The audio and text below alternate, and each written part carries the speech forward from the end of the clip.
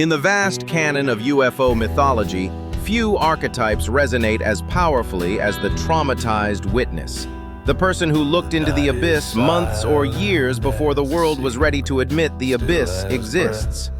Ruby "Red" Malone, as she emerges in the reimagined 1947 Roswell narrative of UFO Chronicles, is not merely another abductee.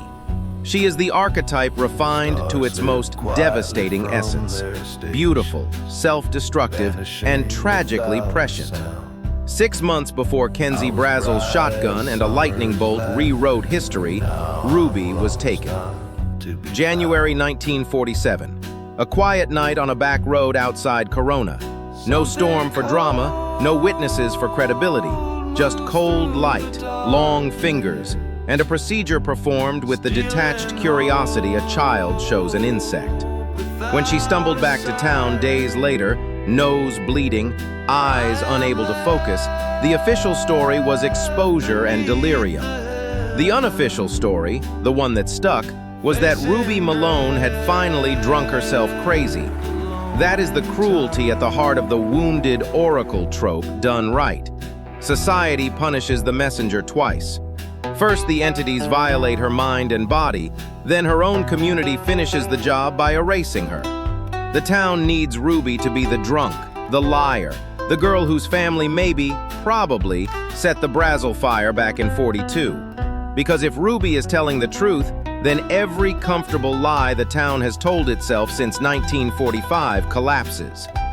What makes Ruby compelling is how completely she internalizes the verdict. She drinks because the hum never stops. She pushes people away because intimacy requires letting them close enough to see the scar at the base of her skull. She sleeps with strangers because the warmth of another body is the only time the frequency briefly mistakes someone else's heartbeat for its own. Yet beneath the nihilism burns a rage so pure it has kept her alive when every rational impulse screamed surrender. She is Jessica Jones without the powers to punch back, only the curse of knowing. She is Dana Scully, if Scully had been left on the table and no one ever came to rescue her. She is one wildfire-haired, whiskey-soaked prophet screaming at an indifferent desert sky. And the deepest cut of all? The one person who might finally believe her is Kenzie Brazel, the girl she grew up with, fought with, and loved in the complicated way children love before the world teaches them how to hate. The same Kenzie whose parents died in a fire the town still blames on the Malones. The same Kenzie who became everything Ruby was supposed to be, steady, respected, and untouched by scandal. When Ruby feels the craft come down, feels it through the psychic wound that never closed, she doesn't feel triumph. She feels exhaustion and a bitter, heartbroken recognition. Of course it was Kenzie. It had to be Kenzie, because only Kenzie Brazel is stubborn enough to shoot at gods and make them bleed. And only Ruby Malone is broken enough to know what happens next. The wounded oracle is never thanked. She is tolerated only as long as she is useful, feared when she is right, and discarded the moment her warnings become inconvenient. Ruby knows this. She has lived it for 6 months. But for the first time since January, the hum carries something new beneath the cold curiosity, something that might be fear, and that is worth staying alive for.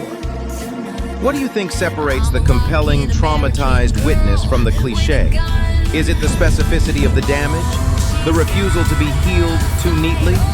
Or is it simply that we recognize, in the rubies of fiction, the parts of ourselves we're most afraid to acknowledge?